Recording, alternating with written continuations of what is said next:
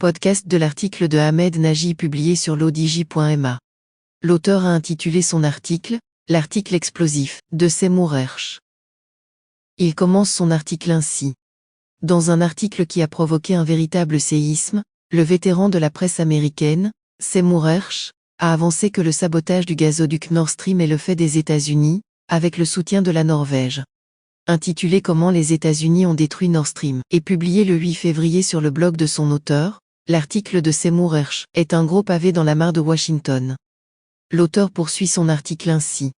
Journaliste indépendant âgé de 85 ans, Hersh affirme dans son écrit que l'opération de sabotage du gazoduc, détruit dans la nuit du 26 au 27 septembre 2022, a été exécutée par des plongeurs en eau profonde de l'US Navy.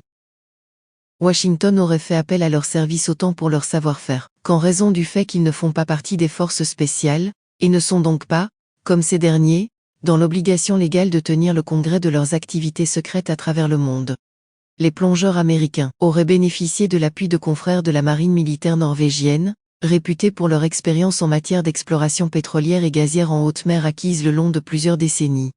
Les deux pays sont producteurs de gaz naturel et trouvent avantage, en effet, à l'arrêt du gazoduc reliant la Russie à l'Allemagne, en passant par les fonds sous-marins de la mer Baltique. L'article en question a été largement ignoré par les médias de masse américains, qui avaient vainement tenté de faire croire que c'était la Russie qui avait détruit son propre gazoduc, se privant ainsi, volontairement, d'un levier de pression dans des négociations avec les pays d'Union européenne. Les médias qui ont remis en cause le contenu de l'article reprochent à son auteur de s'appuyer sur une source anonyme dans le milieu glauque des services de renseignement. Or, à moins de se condamner volontairement à une vie d'exil, comme l'ancien informaticien de la CIA et lanceur d'alerte, Edward Snowden, réfugié en Russie, aucun agent des services de renseignement américains n'est stupide au point de faire des révélations aussi explosives en public. L'autre règle que semblent avoir oublié les confrères d'outre-Atlantique est qu'un journaliste digne de ce nom ne révèle jamais ses sources. C'est non seulement un grave manquement à l'éthique professionnelle, mais également l'assurance que plus aucun lanceur d'alerte n'oserait s'adresser à la presse. Ahmed Nagy précise ainsi. La stature de l'auteur de l'article, Seymour Hersh, pose problème à la meute et pourfendeur de tous ceux qui remettent en cause la narrative officielle, qu'ils s'empressent de marquer au fer rouge du signe de l'infamie des temps modernes, l'accusation de complotisme. En 1968, Hersh publie un article exposant un massacre perpétré par des soldats américains dans un village vietnamien, My Lai, qui lui vaut un prix Pulitzer décerné en 1970.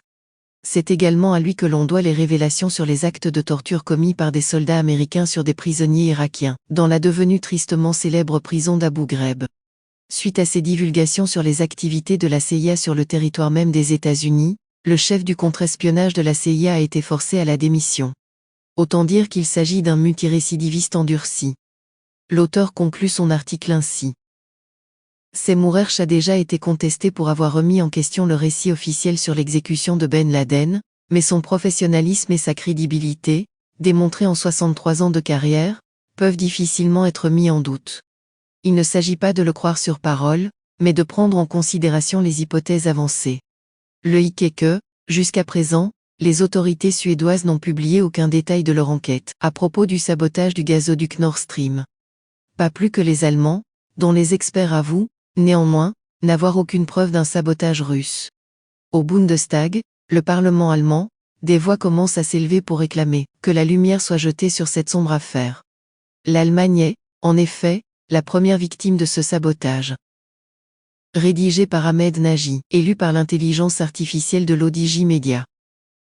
N'oubliez pas de télécharger notre application l'ODJ Mobile sur Android et iOS, et de vous abonner à notre chaîne YouTube l'ODJ TV, si vous souhaitez être au courant des dernières actualités, podcasts et émissions télévisées.